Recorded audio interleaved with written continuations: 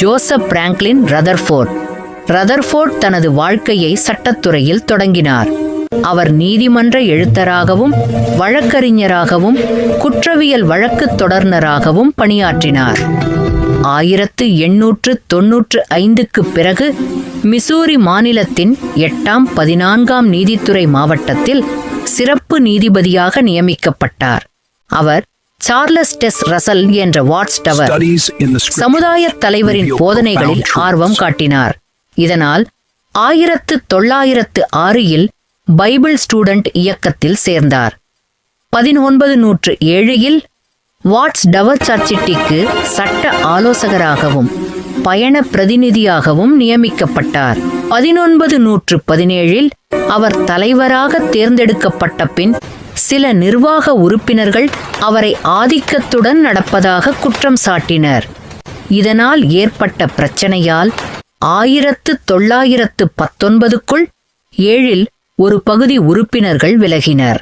1918ஆம் ஆண்டில் தி finished mystery என்ற புத்தகம் முதல் உலகப் போருக்கு எதிரானதாக கருதப்பட்டதால் ரதர்ஃபோர்ட் மற்றும் 8 நிர்வாகிகள் சிறையில் அடைக்கப்பட்டனர்.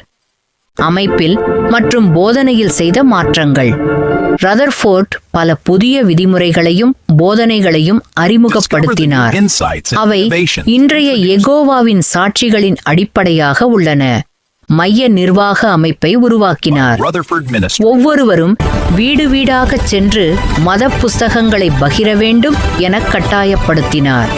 1914ஆம் ஆண்டு கிறிஸ்துவின் கண்களுக்கு தெரியாத வருகை நடந்தது என்றார். இயேசு சிலுவையில் அல்ல, மரத்தில் மரித்தார் என்றார். அர்மகெதோன் என்பது கடவுளின் தீயோருக்கு எதிரான போர் என்றார். கிறிஸ்துமஸ் பிறந்த நாள், தேசிய கொடி வணக்கம், தேசிய கீதம் போன்றவற்றை தடை செய்தார். 1931இல் யெகோவாவின் சாட்சிகள் என்ற பெயரை வழங்கினார். 1935இல் வழிபாட்டு தலங்களுக்கு கிங்டம் ஹால் என்ற பெயர் வைத்தார். அவர் 21 புத்தகங்களை எழுதியார்.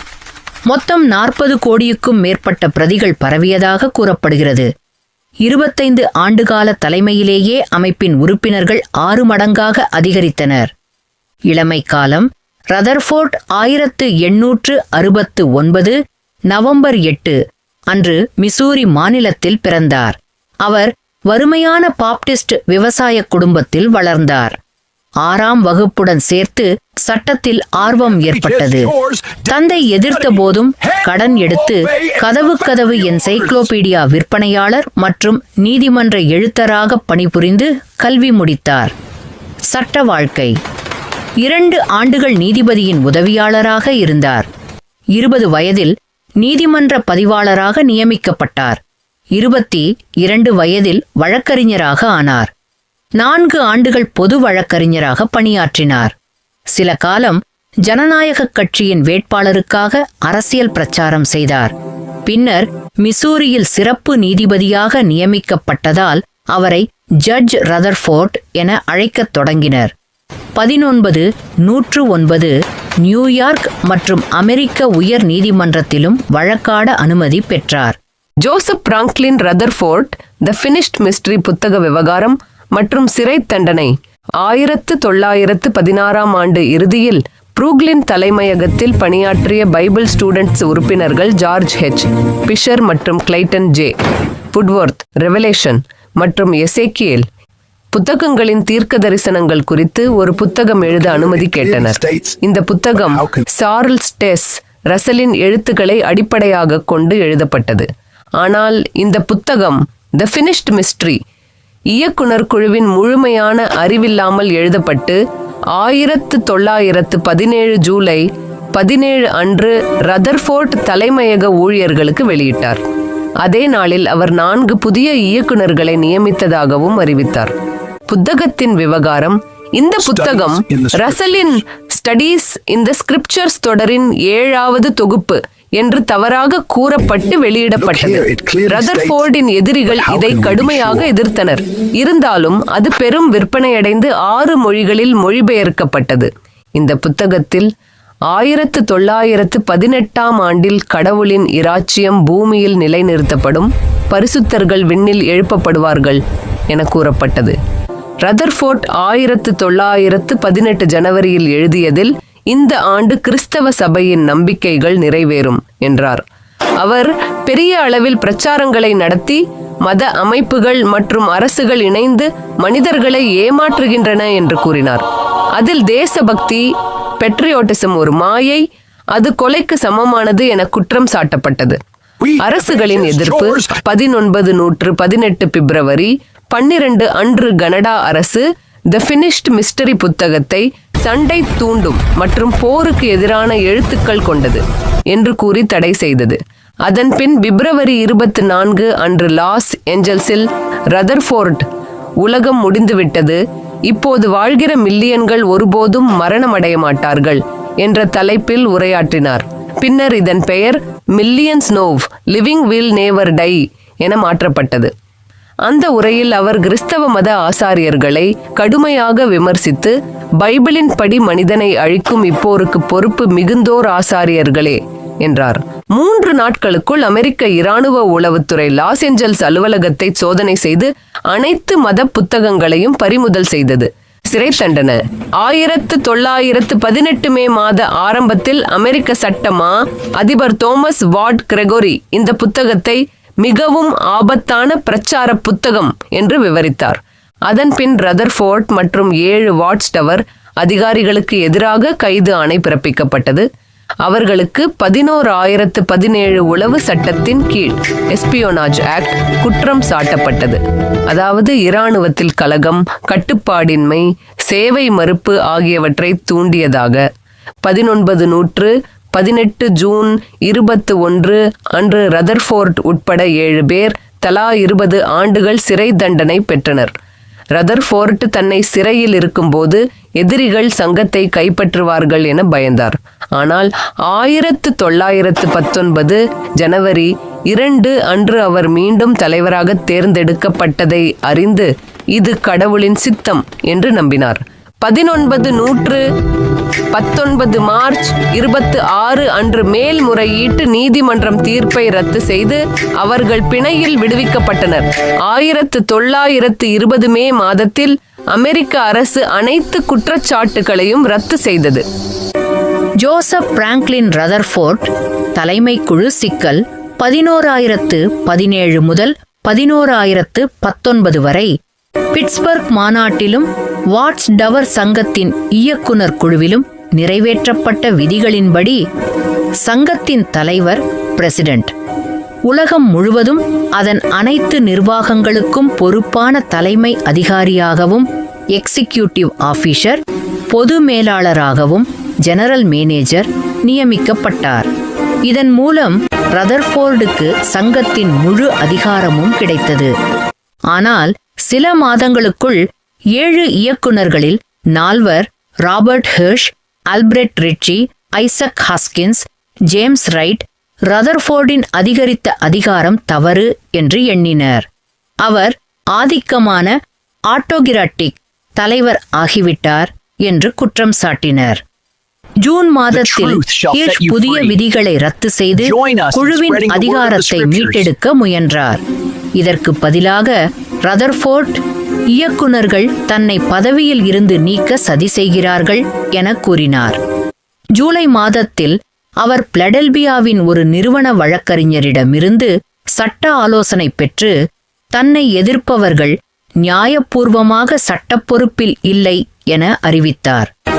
1959 வாட்ச் டவர் சங்கம் வெளியிட்ட வரலாற்று குறிப்பிலும் இதே கருத்து ஆதரிக்கப்பட்டது. ஆனால் நீக்கப்பட்ட இயக்குனர்கள் தாங்கள் பெற்ற சட்ட ஆலோசனைகள் ரதர்ஃபோர்டின் கருத்துடன் ஒப்பாகவில்லை என்று கூறினர். புதிய நியமனங்கள் 1917 ஜூலை 12 அன்று ரதர்ஃபோர்ட் தானே 4 காலிடங்களை நிரப்பியதாக கூறி Macmillan, V. Spill, J A. Bohnet, George H. Fisher ஆகியோரை புதிய இயக்குனர்களாக நியமித்தார். இரு தரப்புகளின் மோதல். ஆகஸ்ட் முதல் நவம்பர் வரை இரு தரப்பும் தலா தங்கள் கருத்துக்களை விளக்கும் சிறு புத்தகங்களை வெளியிட்டனர்.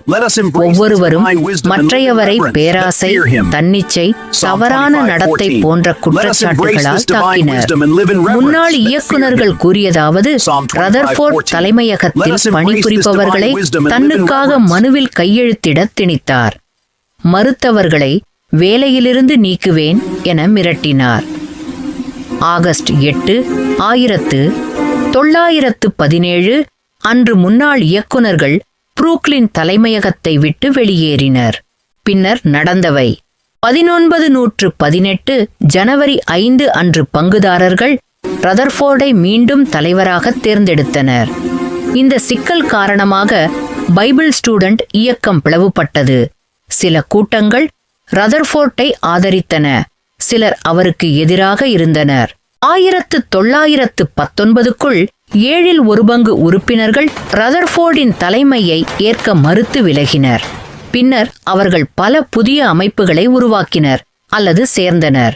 Stand Fast Movement, Laymen's Home Missionary Movement, Dawn Bible Student Association, Pastoral Bible Institute, Elijah Voice Movement, Concordant Publishing Concern, Eagle Society போன்றவை.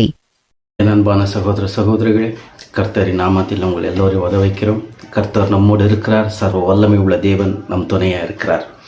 நம்ம ஜெகோவா விட்னஸோடைய சரித்திரத்தை பற்றியும், அவங்க எப்படி உருவானார்கள், அவங்க எப்படி நடத்தி கொண்டு போகிறார்கள், அவர்கள் எப்படி இதை ஆர்கனைஸ் பண்ணி எல்லாமும் செய்கிறார்கள் நம்ம பார்த்து கொண்டு வருகிறோம். இதில் முக்கியமானது நம்ம நெல்சன் பற்றி பார்த்தோம், அப்புறமா சார்லஸ் பற்றி பார்த்தோம், சார்லஸ் டாசர் ரசல் பற்றி பார்த்தோம். இப்போ ஜோசப் ஃப்ராங்க்லின் ரதர்ஃபோர்ட் இவரை பற்றி நம்ம பார்க்க போகிறோம். இவர் யாருன்னா, எல்லாரையும் வாங்கி சாப்பிட்ருவார். இவர் எல்லாத்தையும் வாங்கி சாப்பிட்ருவார்னு இவங்க எல்லாரையும் மிஞ்சிடுவார். இவர் தேவன் சொன்ன வார்த்தையை துணிகரமாக, மிகப்பெரிய துணிகரமாக ஒவ்வொரு விஷயத்தை மாற்றக்கூடிய ஒரு மனுஷன் முடியும்னா அதெல்லாம் இவங்களால தான் முடியும். தேவனுடைய வசனங்களை மாற்ற முடியும், தேவனுடைய வாக்குத்தத்தங்களை மாற்ற முடியும், தேவன் பேரை சொல்லி அநேக பணங்களை சம்பாதிக்க முடியும். அது உலகத்துக்கு நாங்கள் போதனைக்கு கொடுக்குறோன்னு சொல்லிட்டு அநேக ஆத்துமாக்களை நரகத்துக்கு கூட்டுன்னு போயின்னு இருக்கிறாங்க. அநேக ஜெகோவா விட்னஸில் இன்றைக்கி இருக்கிற ஒவ்வொரு மனுஷனும் நரகத்தை நோக்கி போயின்னு இருக்கிறாங்க. இது நீங்கள் கேட்கலாம், என்ன பிரதர் இப்படி சொல்கிறீங்கன்னு. ஆமாம், நரகத்துக்கு போகிறாங்க. யார் இவங்களுக்கு கொடுத்த அதிகாரம் வசனங்களை மாற்றுறதுக்கு? யார் இவங்களுக்கு கொடுத்த அந்த அதிகாரங்கள் இப்படி செய்கிறதுக்கு? இன்றைக்கி நான் எழுந்திருக்கிறேன், ஆனால் நான் நம்புகிறேன் அநேக ஆத்துமாக்களை எழுந்திருக்கிறீங்க. என் சகோதர சகோதரர்களே, ஜெகோவா விட்னஸில் இருக்கிற என் அன்பான சகோதர சகோதரர்களே, நம்ம பேசுகிறது நீங்கள் பார்க்கலாம், நாங்கள் பேசுகிற ஒவ்வொன்றும் நீங்கள் பாருங்க. உங்களுக்கு சந்தேகம் இருந்தால் எனக்கு கால் பண்ணி கூப்பிடுங்க, எனக்கு மெயில் போடுங்க, நான் உங்கள்கிட்ட உட்காந்து பேசுகிறேன். என் பேர் ஜேவி ஆம்ப்ரோஸ்னு. உங்களுக்கு நிறைய பேருக்கு இந்த ஜெகோவா விட்னஸில் இருக்கிறவங்களுக்கு என்ன அறிமுகம் இருக்குது, ரொம்ப நல்லாவே தெரியும். நிறைய பேருங்களுக்கு சந்தேகம் இருந்தால் உட்காந்து பேசலாம். யாரோ ஒரு மனுஷன் வேதத்தில் இருக்கிறது நான் கண்டுபிடிச்சேன், இது இப்படி அது அப்படின்ட்டுன்னு ஒரு சார்லஸ் ரசல் சொன்ன ஒரே ஒரு மனுஷனுக்காக நீங்கள் எல்லாத்தையும் விட்டு தேவனை கொச்சப்படுத்துகிற மாதிரி அவர் படைக்கப்பட்டார் அப்படின்னு சொல்லிட்டு கிளம்பி வரீர்களே, அவர் யார்? இயேசுவை பற்றி ஏறக்குறைய 350 வசனங்கள் மேலே அவரை பற்றி தீர்க்க தரிசனம் சொல்லப்பட்டு இருக்கிறது. அந்த தீர்க்க தரிசனங்களில் அவர் எங்கே ஏஞ்சல்னு சொல்லப்படலை, அவரை சொல்லியிருக்கிறது தேவனாக இருப்பார் என்று. அவரே சர்வ வல்லமை உள்ள தேவன். ஒருவேளை நமக்கு தேவன் ஒரு குழந்தை கொடுப்பாருன்னா அது தேவனை பற்றி தான் சொல்கிறது. நம்ம அநேக வசனங்களை உங்கள்கிட்ட ஒரு செகண்டில், ஒரு நிமிஷத்தில் சொல்ல முடியாது. நிறைய விஷயங்கள் இருக்குது. ஆனால் ஒன்று மட்டும் சொல்கிற, பைபிளை மாற்றக்கூடிய அதிகாரம் யாருக்கும் கிடையாது. நம்ம ரெவலேஷனில் கடைசி பேஜில் நம்ம பார்க்குறோம், இதுலேருந்து ஒரு வசனமை கூட்டவும் குறைக்கக்கூடாதுன்னு வேதம் சொல்லுது. ஆனால் துணிகரமாக அநேக வசனங்கள் எடுக்கிறாங்க. NIV பைபிள் வச்சுன்னு இருக்கிற என் சகோதர சகோதரர்களே, என் கிறிஸ்துவ சகோதர சகோதரர்களே, உங்கள் கையில் NIV பைபிள் இருந்தால் தூக்கி அதை எங்கன்னா கொளுத்தி போடுங்க, கிழிச்சு போடுங்க. ஏன்னா ரொம்ப பெரிய ஆபத்தில் உங்களுடைய ஆத்துமாக்கள் இருக்குது. யார் கையிலெல்லாம் NIV பைபிள் இருக்குதோ அவங்களுக்கு நாங்கள் பார்த்து சொல்கிறோம். ஏன்னு நீங்கள் கேட்கலாம். நான் சொல்கிற வரப்போகிற நெக்ஸ்ட் வீடியோங்களில் சில பேருடைய லீடருங்களை பற்றி நாங்கள் இப்போ போட்டுன்னு இருக்கிறோம். வரப்போகிற காலத்தில் அதிகமாக நாங்கள் பேசப்பட போகிறது இது ஒரே சாம்பிள் தான் லீடருங்க பற்றி. ஆனால் இவங்களுடைய போதனை பற்றி நாங்கள் இன்னும் வரல. வரும்போது தான் அதிர்ச்சிகரமாக இருக்கும். உங்கள் கையில் இருக்கிற பைபிள்கள் உக்காந்த இடத்துல கிழிக்குவீங்கோ, கொளுத்துவீங்கோ. இது உண்மை. கர்த்தரின் நாமத்தினால உங்களை ஆசீர்வதிக்கிறோம். கர்த்தரின் ஆவி உங்கள் மேலே இறங்கட்டும். உங்களுடைய இருதயத்தின் கண்கள் திறக்கட்டும். ஜெகோவா வீக்னஸோடுக்குள்ளே இருக்கிற என் சகோதர சகோதரிகளை உங்களுக்கும் நாங்கள் சேர்ந்து போராடுறோம். கர்த்தர் உங்களை ஆசீர்வதிக்கட்டும், மேன்மைப்படட்டும்.